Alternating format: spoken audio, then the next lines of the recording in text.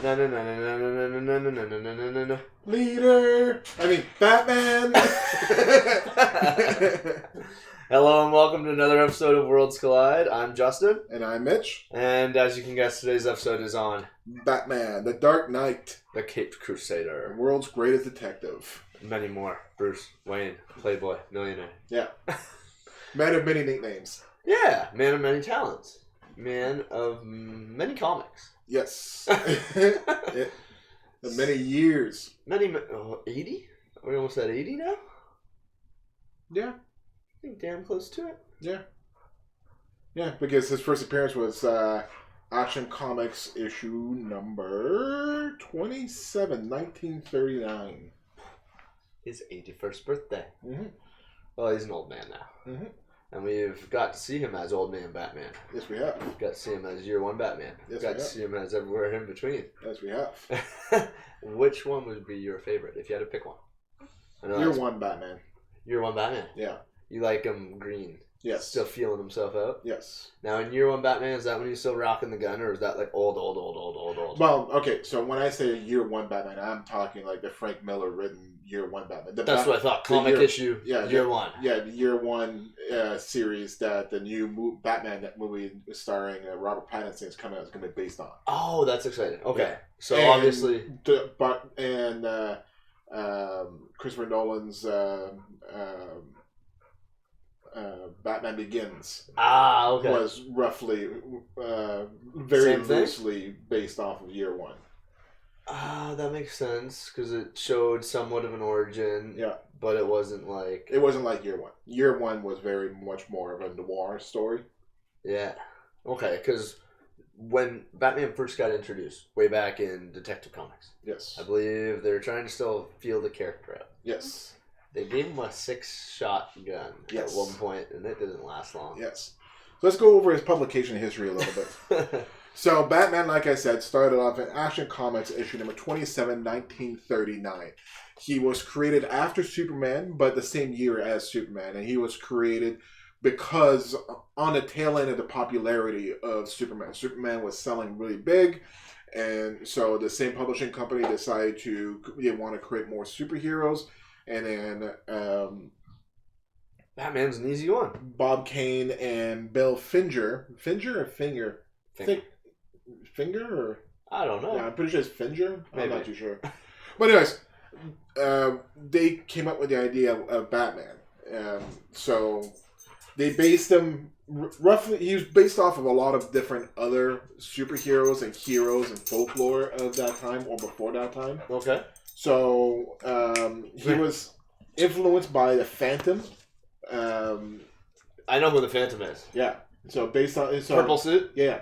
Yeah. I think I watched that movie on repeat as a child. Yeah. And Zorro was another big influence for Batman. That makes sense because that's huge folklore. Yeah. Oh, we got that. Oh, thanks for the follow, CIG 2020. Hi, zombie. What's going on, Worse? Long time no see, buddy. And but yeah, other influences for the creation of Batman was The Shadow. Okay. Dick Tracy. Okay, yeah. And Sherlock Holmes. Sherlock makes a lot of sense. Yes. Because especially when we go over Batman's kind of prelude years, before he actually dons the outfit, going from kind of boyhood to manhood, a lot of that was loosely based on Sherlock's. Like Sherlock's learning systems, when he was in school, for example. Certain things he steered away from. He's like, I don't want to bog down my mind with all this shit I gotta sift through. So it was like astrology and other things that he was just like, you know what, that's not for me. He'd take his few courses, move on to the next place. Yeah. So where'd he go after 1939? All right. So, so when you first started, like we mentioned, when he first started, Batman killed indiscriminately. Not indiscriminately, but he had no remorse. Like, he hung people, he shot people, he carried a gun. But that didn't last very long. Pretty much when Robin got introduced, was when things changed a little bit. Yeah, which was like a year later, I think, in 1940. So sometime in the 1940s when Robin got brought in, and that was when they rewrote Batman and made Batman swear off guns and killing. Well, it's funny because one of the things that at one point he joined the FBI. Okay, and when he joined the FBI, he scored perfect on every score. Yeah. Except for gun handling. Yeah. And it was, for whatever reason, whether he doesn't want to use a gun or he's just bad at it. Yeah. It's just kind of a funny throwback to the initial thing of him using a gun, and they'd be like, no, that doesn't work. Let's just scrap that from this character. Yeah. And one thing I didn't realize is that Robin was actually kind of like a tie-in for Watson. He was supposed to be like Batman's Watson. Ah, that makes a lot of sense. Yeah. Let's give him some kind of wannabe sidekick. Yeah. Boy Wonder. Yeah. 12-year-old Boy Wonder. 12-year-old Watson. Which raises the question, and it's been asked on the internet before, is Batman insane? Yes. Yes. Think about it. The guy is, I wrote down his stats here. The guy is his net worth is $6.9 billion. And he spends that money on technology and training to go beat the shit out of the criminally, mentally insane, and the poor. And he constantly hires 12-year-old boys to be his sidekicks as he goes around and fights these. Yeah. Multiple Boy Wonders. Yeah. History of recruiting. Yes. Yes. Some may ask, is this sane? No, it's not. But is it fun and cool?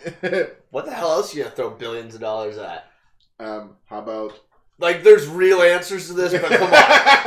Come on, let's have some fun. Homeless shelters, creating new job opportunities, restoring the streets. Yeah, those are just a few. Those are a few charity examples. Yes. One of them adopts a persona previously used by the Joker. Yes, that was Terry, was it not? In Batman Beyond? Oh, you mean one of whom adopts a person? Oh, yeah, you're talking about Jason Todd. Well, sort of. Jason Todd. So Joker originally was the Red Hood. Jason Todd, who ends up dying, and we're gonna get to that in a bit. But he becomes the Red Hood afterwards. But there's also the Batman Beyond where Tim Drake gets brainwashed into becoming... Tim Drake, not Terry. Yeah. I thought it was Terry or whatever. No. Tim Drake gets... because Terry McGinnis is Batman Beyond. That's what I was thinking And it was a Batman Beyond movie, but it's Tim Drake that gets brainwashed into becoming becoming Joker. Yeah, all I could think of Batman Beyond, that's Terry McGinnis. Yeah. But yeah, alright, so... Yeah, Red Hood, we're going to cover that in later episodes when we do... we're going to have to split that off from our Robins. Because there are so many Robins. There are the 4 main ones. Yeah. There are other Robins, but they're short-lived, and... The four main Robins all have enough history to make a full episode on their own. 4 different episodes, potentially. Yeah. Yeah. One for Dick, one for Jason Todd, one for Tim, and one for Damian. Well, they all are... kind of split persona characters, right? We got Dick Grayson, Nightwing. We got Jason Todd, Red Hood, right? So we could cover each of those episodes as a 2-character split. Yeah, and then Tim Drake becomes Red Robin when he stops being Robin, and that's when Damian Wayne takes over as being Robin / Ra's al Ghul / yeah, but yeah. Before we go more onto his publication history and some of his bio and whatnot, I'm going to go over some of his stats that I wrote down. Yeah, that was one of the other Robins who I said we're not going to really talk about much. Yeah, there's lots of other Robins. I think there's 2 or 3 other ones. Yeah. Like we said, short-lived miniseries. Yeah, there was the one girl, I forgot her name, but she was the daughter of the Prowler. No, she was Prowler, and she became Robin for a little bit. Yeah, I think that's who Awful McBad here is talking about. Yeah. But, alright, so, like I said, his net worth is $6.9 billion. He's got 12 master's degrees.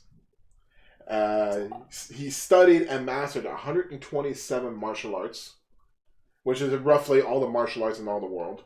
And I was just watching a video on someone putting to test all the actual things that he did growing up. So it's like... It is doable. Yeah. All the training that Batman went under, it is doable on a crazy sleep schedule with a lot of mental conditioning and training and certain stipulations. Here's the part that I'm more doubtful on.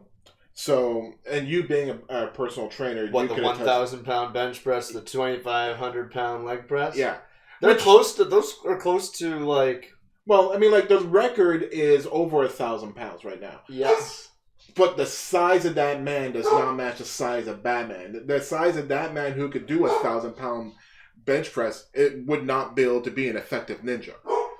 No, and that's the thing with Batman. Batman's well-rounded. He's got it all. He's got the speed of Usain Bolt or faster. He's got the strength and ability of the mountain. Right? An Olympic level weightlifter. Yeah, world's strongest man weightlifter. He's silent. He's so good at the art of deception. He convinced some enemies that he's invisible. Yep. He's a master escape artist. He knows ventriloquism. Did Batman kill the Joker at the end of the Killing Joke? I'm trying to remember. Killing Joke. We covered this in our Joker episode. Sort of, yeah. So at the end of Joker, what he's talking about is at the end of the Killing Joke, Batman holds the Joker, and it's just a shadow. You don't actually see it. And Joker says something. I forget what he says, and Batman starts laughing. Now, since it's a comic, I do remember at the end. Since it's a comic, you don't know if it's laughing with Joker, or gone insane and he's now like laughing, choking out the Joker kind of thing. I remember that point. I don't think he's actually killing the Joker. I don't think he killed him either. Both of them are laughing. I think he cracks some last joke and cutscene laughter. I don't think he kills him. Wait, we're getting ahead of ourselves. We are. Okay, while you get back on track, I'm going to shut up a dog. All right. So, publication history, that's it for that. Let's go into the Silver Age of comics. So that was like the golden age of comics. That was like from the 1940s to the 1950s. So now we're going to go into the Silver Age of comics. So 1950s to 60s is the Silver Age of comics. So Batman is one of the few characters that actually survived the transition from the Golden Age to the Silver Age, with Superman and Wonder Woman being other two that survived that transition. But people Flash didn't, Green Lantern didn't, Shazam didn't. So all these other characters didn't survive the Golden Age transition. No. But Batman, Superman, Wonder Woman, they did. Yeah, when all those other characters got rebrought back, they were different characters. That's right. Right? Like a new Green Lantern. It's not the same old dude. Yeah, it's not Alan Scott. It's Hal Jordan. Mm-hmm. And instead of Jay Garrick, it's Barry Allen. And it's fine. It's fine to replace guys like that. Now, guys like Superman and Batman, they're too iconic, and the story of their origin wouldn't make sense. Yeah. Krypton's gone. How do you have another Kryptonian? Yeah. Okay, someone else's parents gets murdered and this guy goes through all the same damn training as Batman? Go fuck yourself. Yeah. He's got no power. It's not like it's a power that could be handed down to somebody else. Right. And that's why, in the sense of the Speed Force, there's always got to choose one. Yeah. In the sense of the ring. When one dies, the ring goes to find a new wearer. Jay Garrick, Alan Scott didn't have a ring. Alan Scott, his Green Lantern powers were magical. What? Yeah. The original Green Lantern didn't have a ring? No. I did not know that. Yeah. We'll have to cover that in our Lantern episode. Yes, we will.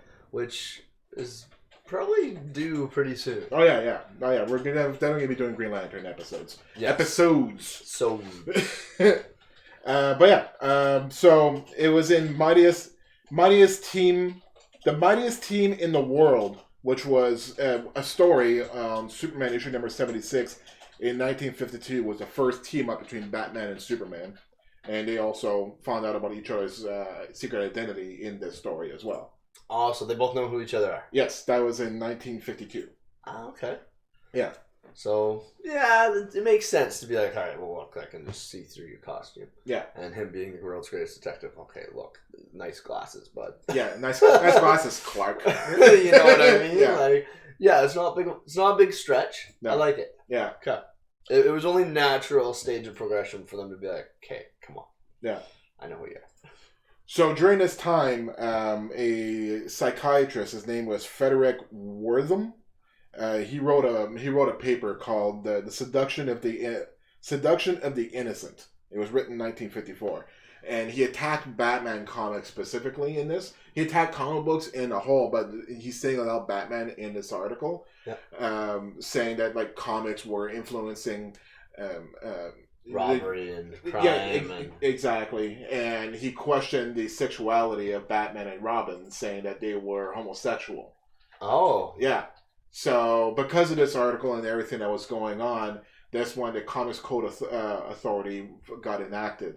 And that's when these writers started bringing in characters like Batgirl and Batwoman to show that, look, they're not gay. Look, they're not gay. It's not just men on this show. That's always right. Beating the shit out of each other. That's right.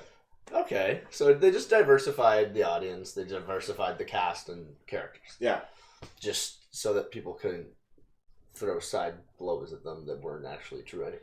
Yeah, exactly. But, okay. Good on the comics for being able to recover. Yeah. But this is when Batman started having a more campy tone. Oh, so it came around the same time as the Comics Code Authority, yeah, and then I guess around the same as time the as TV show coming Adam out. West show, yeah, yeah, because that's when the comic creators really started following the campy trend. That's right. When the show came out, they're like, "Oh, look at all the laughs, look at the hits. Let's make it more like that." Yeah, well, because Batman wasn't selling at the time. No, so the Adam West show came out, and it was bringing up the popularity, and so the campiness is obviously it's bigger. It's campy that it's made that it's selling. This got to be the only reason. Oh, gee willikers, Batman, kapow! Yeah. So when the show got canceled and their sales started dropping, that's when they decided to get away from the campiness, because obviously the campiness wasn't saving the Batman titles. Okay, so a question here from Awful McBad. Have we read the Metropolitan from DC's Vertigo? I know you've read some of the Vertigo. My buddy Alex has the Transmetropolitan. My buddy Ricky also had the Transmetropolitan as well. I've never actually read it, but I am familiar with it. We did cover a little bit of the Vertigo when we did our Doom Patrol. Well, we did Doom Patrol, but we also did Constantine. Yeah, so we did touch base on some Vertigo when we did our Constantine episode. We still have Swamp Thing to do, more Vertigo. We have a few other guys to do. Maybe we'll even do, because they did a movie of it, maybe we'll do an episode on 500... No, not 500 days, sorry.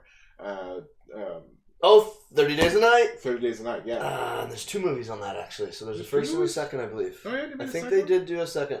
Really? I don't think the second was any good. No, but I think they did do a second. Heard of it. Yeah.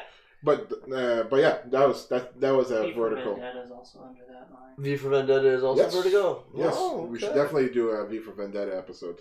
Speaking of Doom Patrol, apparently the group behind the Titans Netflix show is doing a Doom Patrol one. They already did. I've already seen the first season. It's excellent. I actually like it more than the Titans.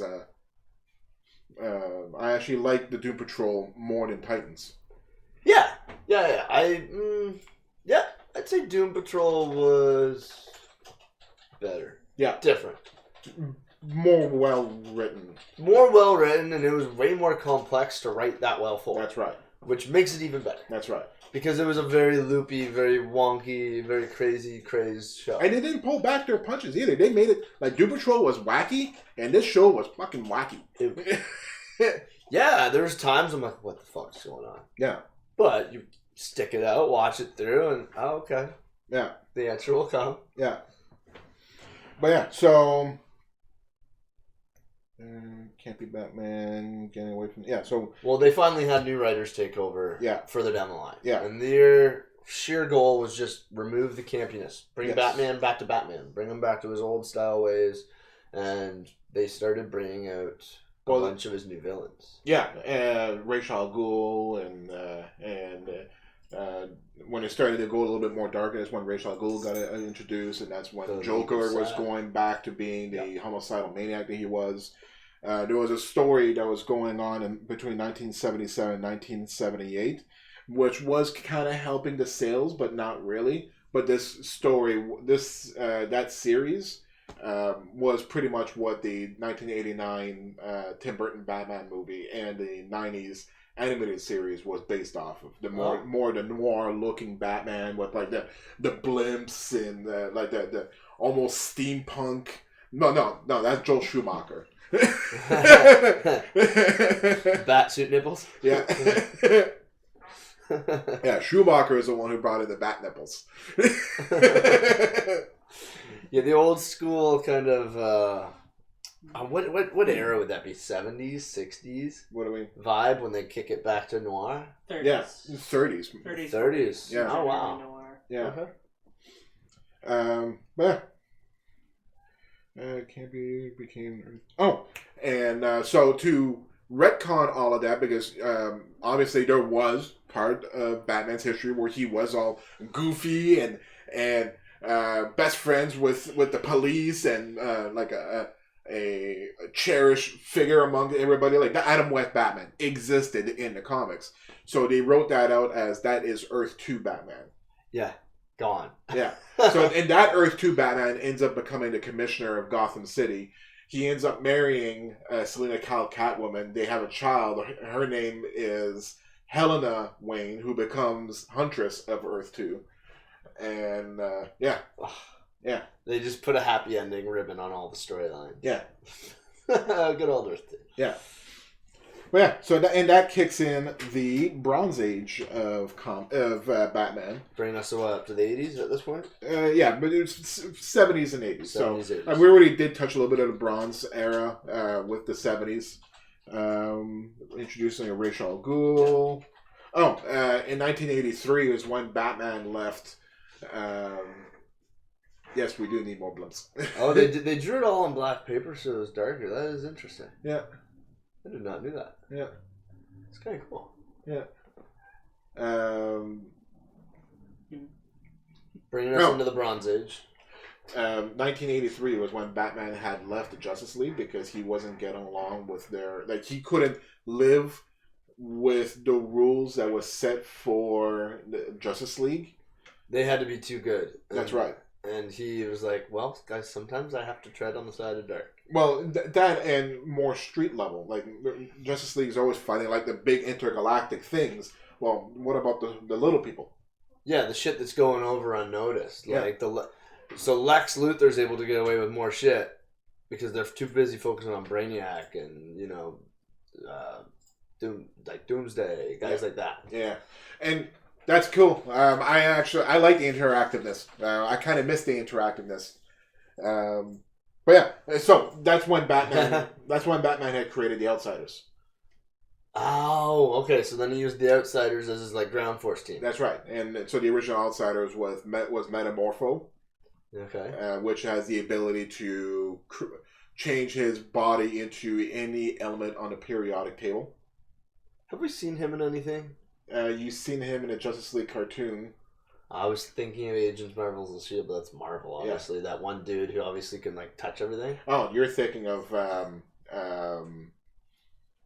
Creed. Yeah. His name is Absorbing Man. Yeah, that dude. Yeah. Same kind of dude, but Marvel DC. Yeah, well, sort of. No, his power is that his skin takes on the composition of anything he touches. Like Mjolnir, he touches Mjolnir, his body becomes Uru. Oh God! Yeah, he touches vibranium, his skin becomes vibranium. That's crazy. Okay, this guy so definitely different. Yes, this guy could turn himself into gases, like various combinations of gases. Oh wow! Yeah, like Metamorpho. Yeah, that's his name. Metamorpho is cool. Yeah. All right, who else is on the Outsiders? You have Black Lightning. Oh, okay. Yeah. We know him. Yeah. You have, I think, Dibny, Plastic Man. Ralph. Yeah. Ralph Dibny. Yeah. Okay. Elongated Man or Plastic Man? Elongated Man. Okay. Yeah. Lay down, Bowser. I forgot who else was in that. I think Huntress. Helena. Yeah. Okay. And we saw her in Birds of Prey. Yes. Have you seen that yet? I had not. Oh, it was good. It was good. Yeah. Yes. All right, Bowser. Get going, bud. Sit. So that brings us into the modern age. That's one thing that really bothered me with comic movie. This goes for both DC and Marvels. They keep using the same villains. I want to see Kraven. Oh, God, we've said that. We've said that many times. Woo. Like Batman and Spider-Man have, and X-Men, those three properties have the most iconic and colorful and interesting villains. Yep. And they keep giving us the same fucking one each time. That's just it. I just like I was very glad when you guys told me that Victor Zsasz was in Birds of Prey. Birds of Prey. He did an amazing job. Victor Zsasz is one of my favorite characters of Birds of Prey. Yeah, and X-Men. Yeah. Oh God! Well, the fact that Fantastic Four, for instance, can we not see Doom? Can you just do Fantastic Four and Mole Man or something? Yeah. Just do the first fucking villain for fuck's sake. Or Psychonaut or anyone. Yeah. Anyone but Doom. Doom needs a standalone. Which is why I was happy in Spider-Man Far From Home. And Far From Home, they actually brought in Mysterio and yes, hell yeah, that was Homecoming was Vulture. Yep, again, I like that run where they're actually bringing in other villains. They introduced Scorpion in the first movie, so I was really hoping for a teaser at the end when he's in jail. Oh look, there's Scorpion. Yeah, and then so for those that haven't seen the Morbius trailer, there is a snippet of Vulture. Yeah, at one point. So it's in the trailer. It's not a spoiler. Hopefully. Yeah. Although I wish he wasn't in a trailer at all. I concur with that. Now we did see Galactus. Yes. We saw Galactus. Well, it was a fucking awful cloud of bullshit. Yeah, no, we didn't. That wasn't Galactus. No. No. And they've had 2 chances at him. Did they not show him twice? What do you mean? Well, we saw him in Silver Surfer, did we not? And was that the only time that we saw him? Yeah. Oh, right. You're thinking of Green Lantern. I'm thinking of Green Lantern. I'm like, did we see him again? Yeah, because that was essentially they did the exact same thing. They did the exact same thing in Green Lantern. Yeah. But yeah. So in the modern age of comics, after Crisis on Infinite Earth happened and big reboot of all the DC and started the modern age of comics, that's when a lot of the stories that I'm familiar with Batman and the audience would be more familiar with Batman. So Death in the Family. Let's start off with Frank Miller's Dark Knight Returns, 1986. Fair. And that's when we get 55-year-old Batman coming back out of retirement. That's right. Beats the shit out of Superman in his mech suit. Oh, so that was where we saw Batman vs Superman. Yes. Him in his mech suit. Yes. So okay, so it's starting to make sense. All these Batman has a little bit of kryptonite, which basically takes Superman's powers away. Yeah. Yeah, so that makes sense how all these storylines are starting to kind of make sense in the movies. They're just blending all these different titles together, which doesn't make sense. Like, they don't need Batman v Superman, they combined Dark Knight Returns with the Death of Superman with what else did they combine? They tried to introduce Lex Luthor Jr., which was like Joker Lex. Let's just call him Joker Lex. But yeah, so 1986 was Frank Miller's Dark Knight Returns. 1987 was Frank Miller's Year One, Batman Year One, which is the one that the Robert Pattinson movie is going to be based off of. Okay. And they did an animated movie of Year One, and it's actually really good. Okay, I'll check that one out. I'm not sure. Actually, each one of these that I listed off, they made an animated movie of each one of these. So there's an animated movie of Dark Knight Returns. There's an animated movie of Year One. The next one is Alan Moore's The Killing Joke. Yeah. Which we've already talked about earlier. When we did our joke ref, so yeah. Yeah, and earlier we were just talking about The Killing Joke. Yep. McBad was asking about The Killing Joke. That was 1980. Killing Joke was Alan Moore in 1988, and they made an animated movie of that. And that's when Joker shoots Batwoman. Yes. Turning her essentially into Oracle. Yes. And he kidnaps Commissioner Gordon and basically harasses and tortures him mentally and physically. Yeah. No, it's more. Yeah, so that was more. And then Death in the Family was 1988 as well, same year as The Killing Joke. Yeah, and that's when Robin's killed. Yeah, Jason Todd gets killed by the blunt end of a crowbar and then got exploded. Yeah. Yeah, and they made an animated movie of that as well. Well, you know what they say, if you don't see the body. Well, that's just it. And they had to crowbar him and then explode him. Yeah. To be like, look, it's permanent. Yeah. Now for that, they let the audience pick, did they not? They let the viewers call into like a 1-900 or 900 who do you number? want? Yeah, who did he want to keep as Robin? Dick Grayson or Jason Todd? And it was only a 28 vote difference, I think. Was it? Yeah, like that was it. 28 votes tipped the scale in favor of him dying. I thought it was a landslide. I thought no. oh no. No, and it wasn't for it to be Dick or Jason. It was for Jason to live or die. Oh, that's what it was. It was just, live or die. Yeah, Dick had nothing to do with it. Yeah. But, yeah. That was mid-late 90s, I think? No, 1988. Oh, okay, so right before the 90s. Yeah. Crisis in the Multiverse happened. Crisis on Infinite Earth happened in 1984, before all of this happened. Yeah, we just covered our Crisis on Infinite Earths Arrowverse crossover event along with the comic book event. Yeah. What was that, 3 weeks ago? Yeah. Okay. But yeah, Crisis on Infinite Earth happened in 1985, 84, 85. And Frank Miller's Dark Knight Returns is the 86. So Crisis on Infinite Earth happened before all of this. And this is all after the DC's first reboot. Yes. But it took them a hell of a long time to reboot. Yeah. Should have came a lot sooner. But hey, you know what? They got around to it. So after Death in the Family, 1993, this is when I started getting into comics. I started reading Batman and Flash and Spider-Man roughly around 1992 is when I got into comics. 1993 was Nightfall. Nightfall's story was a story where Bane breaks Batman's back. Oh, shit. Yeah, so 1993, Bane gets introduced. He brings out all these villains that pretty much put Batman through a gauntlet, a series of villain after villain after villain after villain. Batman has no chance to rest. He's constantly fighting these crimes. He's trying to save Gotham, and he's being exhausted. And then that's when Bane came in and struck and paralyzed Batman. Now we saw a part of this in the third Batman movie. That's right. Where obviously he breaks his back in the fight. That's right. Throws him in his old jail pit. That's right. They didn't make Bane anywhere near as intelligent as he is in the comics, but hell a lot more intelligent than they showed him in Batman and Robin. He's a fucking idiot in that. They took some street punk, souped him up full of green juice, and then he was a moron. Yeah. Just getting bossed around.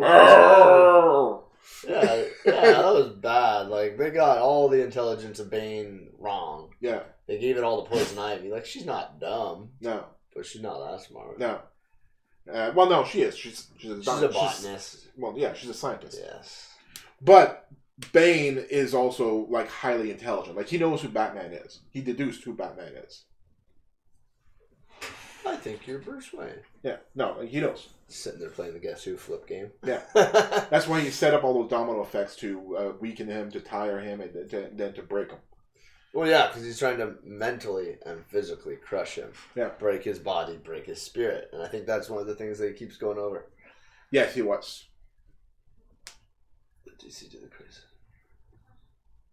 Yeah, they didn't make him that intelligent in the animated series either. He was much more intelligent in the comics. Yes. So after... Hulk smart. Yes. So when Batman got paralyzed, he got replaced by John Paul Valley, also known as Azrael. He became the Batman for about a year, and he had he was more lethal than Bruce Wayne. He didn't kill, but he was much more brutal. Like, he had spiked gauntlets, and he's the one who started using razor-tipped razor-tipped shurikens. Really, they weren't even batarangs anymore. They were just ninja stars, really. and yeah, he was just way more brutal with his violence and whatnot. Well, he's only filling in. He's not really being Batman. Yeah, and he's also even more insane. John Paul Valley, the reason why he's also known as Azrael is because he was spoken to in his dreams by an angel. No, by a saint, saying that I forgot which saint, but like Saint Anthony or something like that, saying that he's prophesied to become some great protector or whatever. Yeah.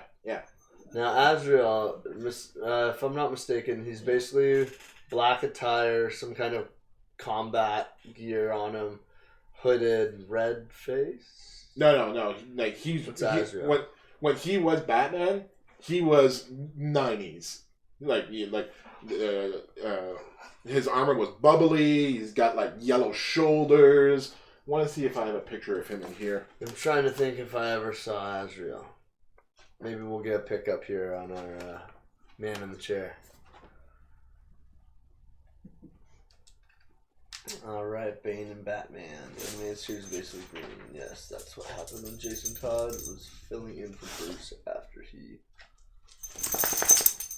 Straight up, yeah, Jason Todd, he's a bit of a loose cannon. Even as you see in the Titans show, he's just fucking up the police. He doesn't care that they're cops. He's a bit of a loose cannon. So this is Azrael, not as Batman, but this is Azrael as his Azrael armor. And his Batman costume was not that far from him. That's Azrael. Yeah, that was who I was picturing. Yeah. Yeah, like these shoulder pads are like all yellow, like golden yellow and whatnot. And he's very, very, very 90s. Yeah, very 90s frilly and over-the-top costume-esque. Yeah. Also, you guys like my Batman encyclopedia? Everything you need to know. Yeah. It's easy to know about Batman when you read that. Yeah. But yeah, so after Nightfall, the next big story was The Long Halloween, 1996. With the Calendar Man. Yeah. And then No Man's Land in 1999. What happens in No Man's Land? No Man's Land was the aftermath. So there was a story that happened just before No Man's Land that where there was this big 7.9 Richter scale earthquake hit Gotham. And you remember me talking about this when we talked about Lex Luthor. This was the earthquake that destroyed Gotham, and he saved it. No Man's Land was this multi-event that happened throughout all of 1999. I was going through all the different Batman comics, trying to save Gotham and bring Gotham back, and it ends up being Lex Luthor who ends up saving Gotham, which springboarded his run to become the president. But then they find out he destroyed Gotham. He was the cause of the earthquake. Yes. Yeah. Fucking Lex. Yeah. And then Hush in 2003. Yeah, and Hush was with I can't remember who was it. Riddler. Yeah. Yeah. I liked Hush quite a bit. Hush was good. Yeah. Now in the animated movie they changed it. They changed it quite a bit. They changed who the main character was. Did they not? They made sort of. They made Joker the main villain, and did they ever make the Doctor as Hush? Because the Doctor was supposed to be Hush himself. It was like his old friend. Yeah. He's supposed to be Hush, but he's supposed to be like the main villain of the entire story, not Riddler. Yeah, no, they made Riddler Hush, didn't they? Yeah. I didn't. There were some changes that just didn't make sense. Yeah, because it was the Question. The Riddler was supposed to be the Question or something. No, the Question's a different character. You're right. I am mistaken. Yeah, they just convoluted a bunch of shit that they didn't need to. They would have been a lot better to just stick to the main comic storyline. Yeah. It's like they can just keep trying to merge too many plot lines too fast in a lot of these movies. Yeah. Why? Let them run their course. Yeah. Yeah, there's so many other stories I skipped through as well. Like I just went through like 20 years of Batman in like 15 minutes, really. But those are the major Batman stories, the most famous Batman stories that happened between the 80s and 90s. And there's no point in us just telling you all the good details. Go check them out for yourself. Most of them, like I said, they've made animated movies about them, and they're all relatively accurate to the comics. Relatively. Somewhat. Yeah. But they're all excellent. Also, if you can find the comics themselves, read them. I recommend it. They're really good. Yes. Because Batman's got one hell of a rogues gallery. Yes, he does. He is on par with Spider-Man, in my opinion, of rogues galleries. Yeah. Because, like, if you, like, can you name 10 Superman villains? Lex Luthor, Brainiac, Doomsday. Can you name 10 Green Lantern villains? No. Can you name 10 Batman villains? Easily. Can you name 10 Spider-Man villains? Probably easily. Yeah. So, Spider-Man, Dr. Octopus, Kraven, Rhino, Scorpion, Mysterio, Sandman, Venom, Carnage, Vulture, Dr. Octopus, Electro, Rhino? Shocker, I would have said Rhino. Oh. The Lizard, Kraven. So I just named 14. Yeah. Batman. You got Riddler, Joker, Two-Face, Penguin, Killer Croc, Hutch, Bane, Poison Ivy, Joker, said Catwoman. Pardon? Harley's in there. Harley. Scarecrow, you said, I'm not sure. Scarecrow, if I haven't mentioned Scarecrow, but I mean, like, you have the ventriloquist, you have the Clock King, you have Victor Zsasz, you have the Calendar Man, you have I'm trying to think just from the Gotham show. What's the guy with the sister and the crazy like drug serum? Mr. Freeze. Mr. Freeze. Mr. Freeze again. Yeah, you maybe get to like 5 with Superman. We got like Zod, Doomsday, Mxyzptlk. Yeah. Oh, there was a time in Batman where they did get a little bit silly. They did go a little bit on the sci-fi side. So when you mentioned Superman with Mr. Mxyzptlk, sure, Batman has his own version with Batmite. Batmite? Yeah. Batmite is another being that's very much like Mr. Mxyzptlk. He's from the 5th dimension. He's this tiny little guy from the 5th dimension who is actually a Batman fanboy. Yeah, he's always dressed like it in Batman suits, and he has the ability to rewrite reality just like Mr. Mxyzptlk, but he's not a villain. Every time he's done fucking with Batman, he just goes on his way. Oh, weird. Yeah, he's actually trying to help Batman, and he ends up making things more difficult for him, and then he just leaves. Oh, sorry. And then maybe next time. Yeah. Also, Ace the Bat Hound we never mentioned as well. That was introduced in the 1950s. Okay. Yeah. What, just like he had a dog mascot? Yeah, Ace. Yeah. I never knew about that. Yeah. They've never Actually, he's in Batman Beyond. Yes, he is. I remember the dog now. Yeah. The big hound dog. Like, wait, the movie, do you mean? The live action movie? No. Let's just say that. No. No, they never brought in Ace in the movies. No, okay. You mean the animated? Yes, in Batman Beyond. Okay. In Batman Beyond, they brought in the big hound. Yeah, I do remember it now. Yeah. I do remember it. Yeah. They got one around the same time as Crypto came to Superman. Yep. They tend to just, well, you got one, I want one. Also, I found out when I was doing my research on Batman, originally, the original story of Batman's origin, it wasn't Alfred that raised Batman. Alfred got brought in later. Originally, there was another Wayne member family that actually raised Batman, that raised Bruce Wayne. Is that how we got the Court of Owls storyline? No, the Court of Owls, no. But by the time they introduced Court of Owls, they had rewritten everything, and Alfred was the one who raised Bruce Wayne. Okay. Yeah. Because the Court of Owls doesn't get introduced until, so that was modern age, 21st century. So we'll get to the Court of Owl. Because they've tried bringing that storyline into a lot of them. Like, that's the whole Gotham storyline for the TV show. Yeah. Well, that's because the Court of Owls was introduced in, is it New 52? Yeah, New 52. So 2011. So it's a more recent storyline. Yeah, okay. 2011. But in the 21st century, that was when, so All-Star Batman and Robin, 2005, was a story that was written by Frank Miller. Another story written by Frank Miller. This is where the infamous "I'm the goddamn Batman" line came from. That was when Frank Miller started to lose his shit, and he wasn't that good of a writer. Goddamn Batman. Yeah, pretty sure he beats the shit out. He bitch slaps Robin or something. Like, it's just really bad Frank Miller. You have good Frank Miller, and you got bad Frank Miller. This was bad Frank Miller. Bowser, shut up. You're being bad Bowser. 2006, Damian Wayne was introduced. Okay. His Batman son. Yes. His legitimate son. Yes. Okay. And then 2000. When you've been playboying for that many years, there's got to be some illegitimates out there. 2007. Which storyline? This is Final Crisis.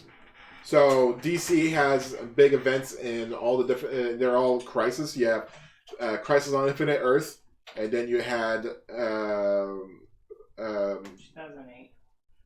You had Identity Crisis. No, Flashpoint was just Flashpoint. It was, okay. But Final Crisis, what, 2008? You said? Yeah. So. Get a question, Mario. Throw it past her. But yeah, so the reason why I brought this up in Final Crisis, this is when Batman gets captured and fights Darkseid. Oh. And ends up getting a gun and actually shoots Darkseid with this gun with a bullet that's actually able to hurt Darkseid. What? Yeah, but if you notice, Batman also gets hit by Darkseid's Omega Beam and kills him. Oh shit! This was the death of Batman. One of many, I'm sure. Well, no, I put that in quotation marks because I'll explain that in a second. See? Well, because everyone thought the Omega Beam kills him. Yes. See? Doesn't it send him to the future? Quite the opposite. To the past? Yes. So... Oh, that's when Superman gets hit by the Omega Beam and he gets sent to the future. Or it's not the Omega Beam. Superman gets hit by some other beam at some point and sent to the future. No, you're thinking of the animated series. Superman gets hit by a machine that the Toyman made that everyone thought he was dead. Disintegrated him, but actually put him into the future. Yes, that's what I'm thinking of. Yeah, not this. Not this. That was better than this. Oh. Yes. I am not a fan of what they did with Batman. What did they do? So, I didn't read a lot of it, because a lot of it didn't make any fucking sense. But, here's how they brought Batman back. So, they even showed it at the end of Final Crisis. So, at the end of Final Crisis, they showed one image.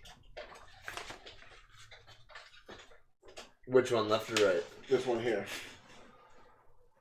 What the hell am I looking at? You're looking at Bruce Wayne, Batman, because you can see the Batman cowl I see the Batman belt on him. Yeah. The Bat belt. And he is riding on a cave. But his spirit's right now on a cave. What's that? Is he writing on the cave or is it Shadow? No, he's writing on the cave. That's Bruce Wayne. Oh, there's two guys there, though. Yeah, that's just another caveman. Oh, another caveman. Yeah. So Batman got... when he got hit by the Omega Beam, for some reason, he got transported to the beginning of the dawn of humankind. He got amnesia, and so he forgot that he was Batman. And then something happened. He gets the belt. He falls down this big ravine, and then when he wakes up, he's now a little bit further into the future. He's facing Savage, Vandal Savage. This is like his entire story. He's facing Vandal Savage throughout time as well. So while he's fighting Vandal Savage, he falls, and then he wakes up at a different timeline. So he keeps getting knocked out, waking up in the future. A little bit further in the future. Like there's one point where he wakes up and he meets Blackbeard, and Blackbeard hires him to try and get this treasure. He wakes up in the Western times where he is fighting Vandal Savage again. Vandal hires blank on his name right now. Jonah Hex. Oh yeah. To go after Bruce Wayne, to try and kill Bruce Wayne. Bruce ends up falling in love with this girl. But nobody knows that he's Bruce Wayne. He can't go by the name Bruce Wayne because he's not from that timeline. He falls in love with this girl. But then this was during the Salem time, and it finally turns out that she was an actual witch. So, and the one who ends up persecuting her and kills her is one of Bruce Wayne's ancestors. And when she finds out that Bruce, the one that she fell in love with, was also a member of the Wayne family, she ends up cursing the Wayne family before she dies. And it just, like I said, it's just like weird shenanigans. I didn't read it. Bruce got his family killed by going back in time. Pretty much. That's the sum of this. Pretty much.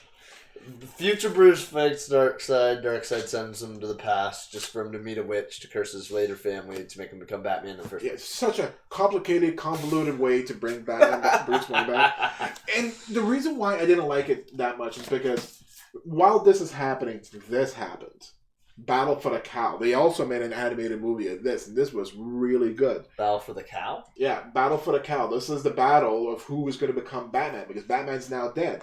So there's a lot of people who are saying that they should become the new Batman. And you have Huntress, you have Batwoman, you have Nightwing. Nightwing, you have Damian. The Red Hood is in here as well. So Jason Todd is in here saying that he should be Batman.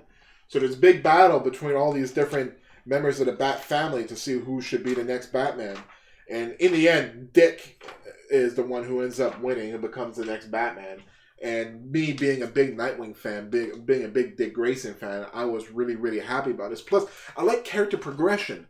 And like Robin to Nightwing to Batman. Done! Exactly. Like Barry Allen, when he died at Crisis on Infinite Earth, he didn't get brought back until Flash Rebirth in 2005. So that was 20 years? 20 years that he was gone from comics. Hal Jordan died in 1994, I want to say, and he got brought back in Green Lantern Rebirth, which was 2006 or something like that. So he was gone about 10 years. Yep. Batman, he was gone a year. 1 year. Yeah, not even.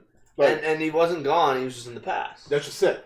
Well, okay, and again, when he got his back broken, he was just Azrael. Yeah. Azrael. Yeah, and while that was happening, there was another story where Bruce Wayne, was traveling the countryside to try and find doctors and whatnot to try and heal his back. Yeah, and even his back wasn't completely paralyzed. He was walking around in a cane. He was out in the countryside with Alfred. I read a bunch of those comics. Oh. It's really funny. Some muggers tried to mug them, and then even though Bruce Wayne is semi-paralyzed, walking with a cane, he still kick all their asses. Unbelievable! Like, come on. Yeah. Oh, yeah, that was really good. Grab my bags, Alfred. And then you have this one, Batman and Robin. This is the first issue, the first story of Dick Grayson as Batman with Damian Wayne as Robin. Oh, that's cool. Yeah. Yeah. So we had Nightwing, Batman, and Damian Ra's al Ghul, Robin. Yeah. Yeah. That would be an interesting cover. Yeah.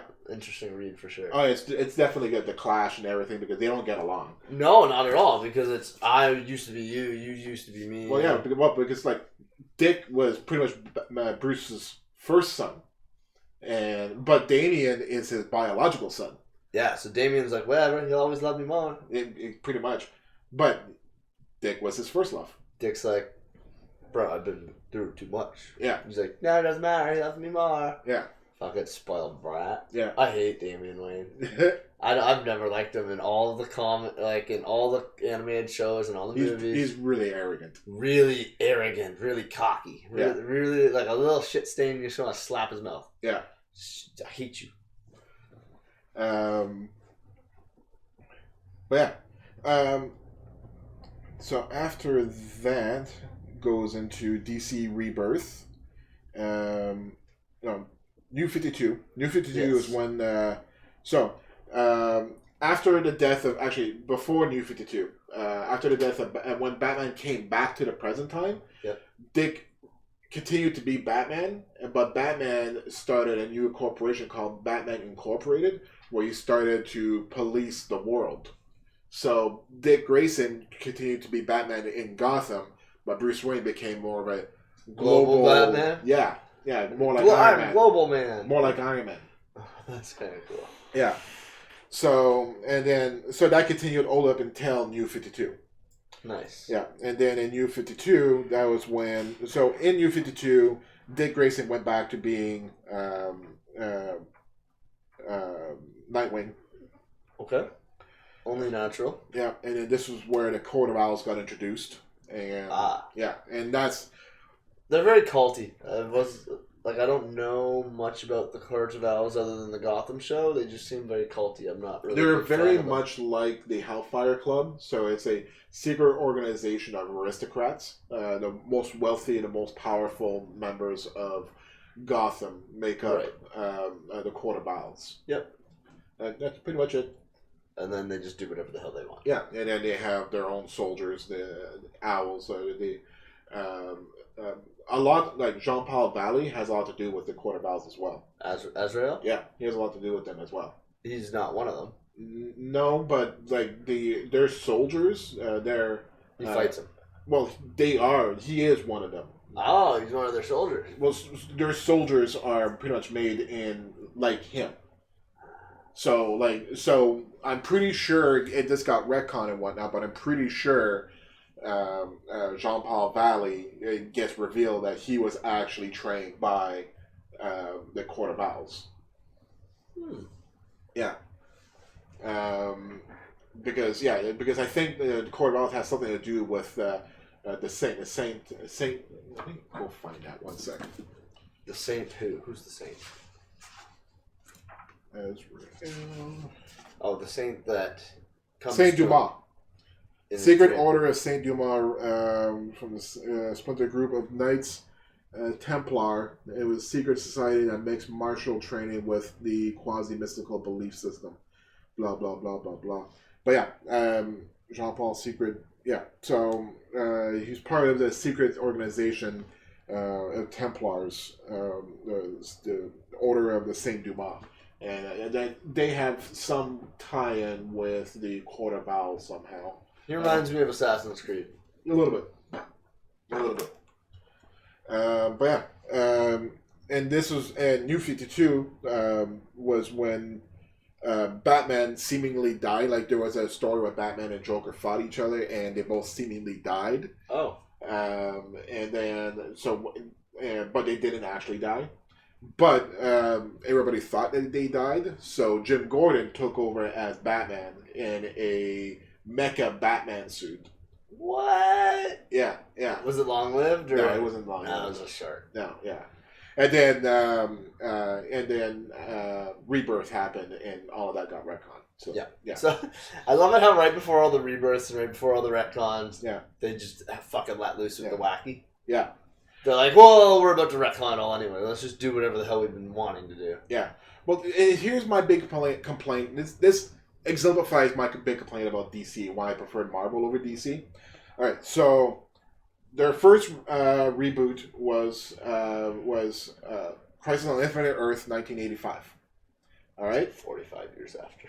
And then after 1985, the next reboot was New 52 in 2011. All right? And then from there... Another reboot, DC Rebirth, in 2016. So only 5 years later, and they're already talking about doing another reboot. What? Yeah. Write better. Yeah, 4 years later, they're already talking about doing another reboot. Just write better. Well, apparently this is like DC's last-ditch effort. If this reboot doesn't fix the issues of DC and doesn't improve their sales, there's a good chance that they are going to be selling. And they might be selling to Disney.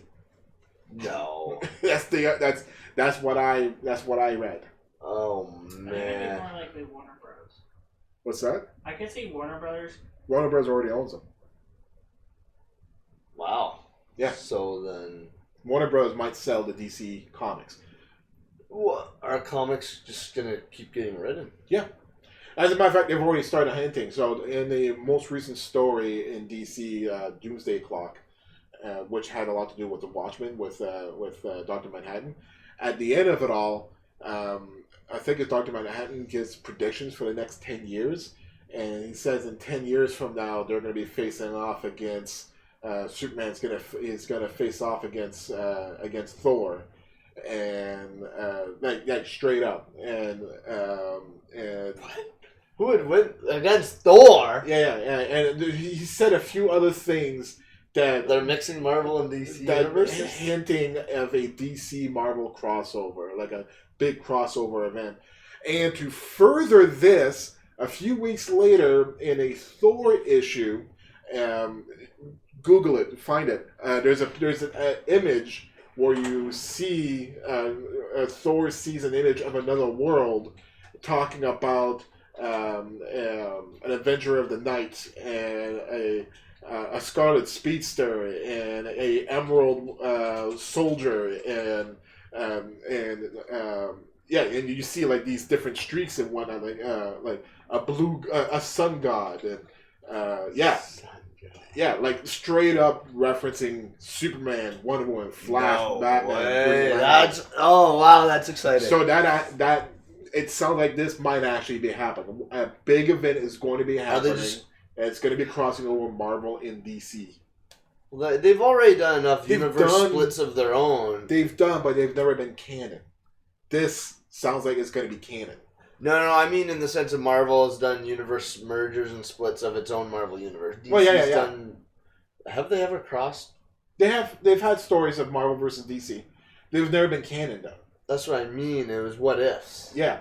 Well, they had this big whole story, big series of Marvel versus DC, where the winners were dictated by the voters. The readers voted who should win between different fights. So, the fights were Batman versus Captain America, Superman versus Hulk, Spider-Man. This was Ben Reilly's Spider-Man versus Superboy. I would give it to Superboy. I would give it to Superman. I would give it to... Who was the first one? Batman and Captain America. I'd say Batman just because he's got a gadget to knock Cap out. That one was actually a draw. I think what happened was Captain America had Batman beat. They were fighting in the sewers, and then water started rushing in, and Captain America had Batman beat. But at the end, you see Batman dragging Captain America out of the sewers, out of the water. So Captain America had Batman beat, but Batman saved Captain America's life, kind of thing. Yeah, make no fucking sense. Flash versus Quicksilver. That one was fucking easy. Flash. Yeah. Quicksilver doesn't have access to a Speed Force. Yeah. Silver Surfer versus Green Lantern, I think. Surfer? Yeah. Surfer. Yeah. And Thanos and Darkseid were not fighting each other. They were actually... They not really teamed up either, just pretty much just conversing. They were like... it's the two school bullies talking to each other. Pretty much. And this entire event... beat each other up. Let's just wait to see who we can beat up. And this entire event was being supervised by the Spectre. Okay. And Adam Warlock? No, it was a Spectre for DC and Adam Warlock for Marvel. I don't remember if it was Adam Warlock or was it Doctor Strange? Well, they both were. Yeah. But anyways. But none of that was canon. No, that wasn't canon, no. Then after that they had the Amalgamverse, where they started combining Marvel and DC characters together. Right, we got Dark Claw. Yeah. Like Wolverine, Batman, and shit like that. Yeah, and then Superboy, Spider-Man amalgam as well. And, I think there was a Captain America, Superman amalgam. Oh, wow. Yeah, they did a few amalgams after that. None of that canon, once again, though. Well, that raises the question, though, like, who's going to get the rights to DC? Is it Marvel? Well, Disney, probably. Why not Marvel? Because Disney has the money, not Marvel. But if they're writing things into the Marvel universe... Yes. Doesn't it make sense to give Marvel full control? No, because here's the thing. If this happens, it's pretty much following this... I read this comment on this, and they make a comparison to what happened to WCW. So, WCW got bought out. It was owned by Ted Turner. And then when WCW got bought out by WWE, Ted Turner was the owner at the time, and he sold WCW to WWE. And those two were the two Goliaths. They were the two Goliaths of the wrestling industry. There's other wrestling organizations, but to make it, you were either WWE or WWF at the time, or WCW. So when WCW got bought out by WWE, there was no more competition, and people would argue that wrestling hasn't been as good because creatively, there's no competition. There's no need to do better stories, do better characters. So yes, so the end result is yes, it should not all be under one umbrella. Exactly, because it will pale in greatness as to if there is someone else writing against them. Right now, Ted Turner owns Warner Brothers and DC Comics, so it's literally the exact same thing. If Ted Turner sells DC Comics, it's the exact same thing that what happened to WCW. Fucking Ted Turner. Who keeps giving this guy shit? God damn it, Ted. Yeah. But yeah, Wow. So that's in the horizon. And that has nothing to do with Batman for now. For now. It might. A little bit of tangent, but a little bit of comic book news while we're at it. And the purpose of the show was actually to talk about characters and how they're depicted in media outside of the comics. And today we ended up taking the entire episode of talking about the comics and a little bit of the cartoons. But I think we're going to have to do a part 2 of this, and where we're going to actually talk about like the shows and the movies and everything. We really didn't get a chance to touch on any of that. I don't think we mentioned a movie here and there, a lot of animated shit, but we hadn't voiced our opinions on any of them or anything like that. So we might do another episode of Batman. More likely we will be, but just like how I know we're going to do more episodes on Spider-Man. They're too big of a character. There are too many stories to do them all in one episode. Well, we mentioned things that he's acquired and things that are on his resume over the years, but we haven't gone into greater detail about people he's met, things he's done along the way, reasons why he's done this, reasons why he's done that. Yeah. And just different mishaps along the way. How he gets a son. How he gets a son. We mentioned the son. We didn't mention how he got it. No. We mentioned there was a Justice League. We didn't mention his involvement. We didn't mention some of the teams and clashes. So I think something we'll do moving forward is more events. Yeah. Because if we start with events, it's easier to deep dive into the characters, isolating them after that. Yeah. So be prepared for more events. Yeah. Next week's episode, we got Carol Danvers' Captain Marvel. So that is the Marvel's Captain Marvel, as opposed to DC's Shazam Captain Marvel. Yes. So now you know. Followed by Brainiac. So in 2 weeks coming up, Brainiac. And next week we got Carol Danvers, Captain Marvel. So tune in, 8 p.m. Eastern on Twitch TV. I'll see you guys there. Cheers. Take care.